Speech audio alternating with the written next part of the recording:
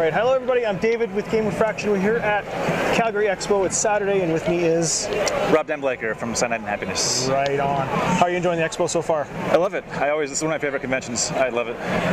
So what can you tell me about Cyanide Happiness for somebody who is in a hole in the ground, they've never seen it before? I would envy that person. They've been avoiding all of the news and the internet for the past few years. Yeah. Lucky them. Cyanide Happiness is a daily comic that turned into a weekly animation, and now it's a card game as well called Joking Hazard. We do a little bit of everything. We do comics, cartoons, a little bit of writing, all kinds of things. What's your inspiration behind the comics? Because they're a little bit on the rough side in the sense of crude humor and the best kind, actually. Well, it started because me and my friends were just making jokes to each other over MSN Messenger and AIM, and I think the comic was kind of born out of our messed up senses of humor. So we never tried to make it edgy or twisted or whatever. It's just that's the stuff we find funny. Is it a lot of work to do a comic? Like, how often does it, how long does it take you to get, like, say, one strip done? For every idea I make for a comic, I usually throw away about 5. It's hard to write with the focus of like making something funny that you know is funny. It's easier to write a bunch of stuff and then throw away the stuff that you know doesn't work.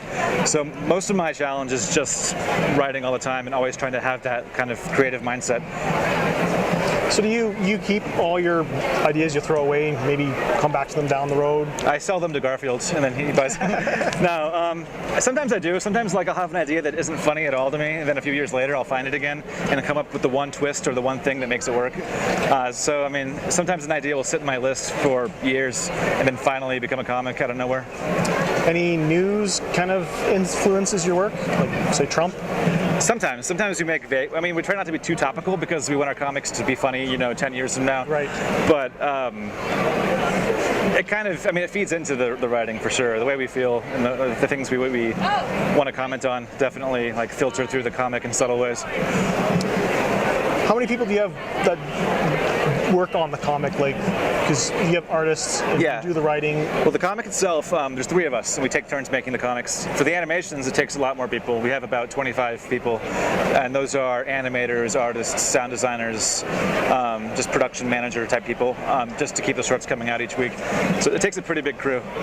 What made you guys want to do the leap from comic strip to animation? It's weird. We actually started doing animation first when we were in high school. So when I was 15 years old, I had a copy of Flash, and I would make these cartoons just for fun and put them on Newgrounds.com, which was the precursor to YouTube back in the day. And I'd put these stick figure animations up, and I would get reviews and fans and people asking when the next one's coming out. And that's how I met the other writers of Cyanide Happiness. They were also doing these animations.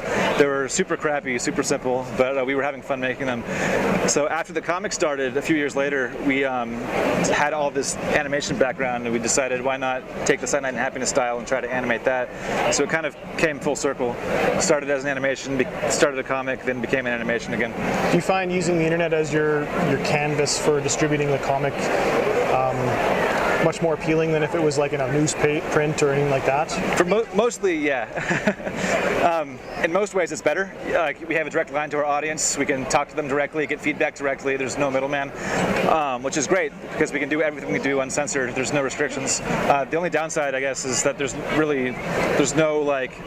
one to tell us if something's funny or not. So occasionally, I'll put something up that's only funny to me, and then 100 people say I don't get it, and I'm just sitting there thinking, well, wish somebody else had told me before I made it. And I guess if you make a comic in a newspaper, you have somebody to call you out, but we don't. That's the only downside. But overwhelmingly, it's amazing.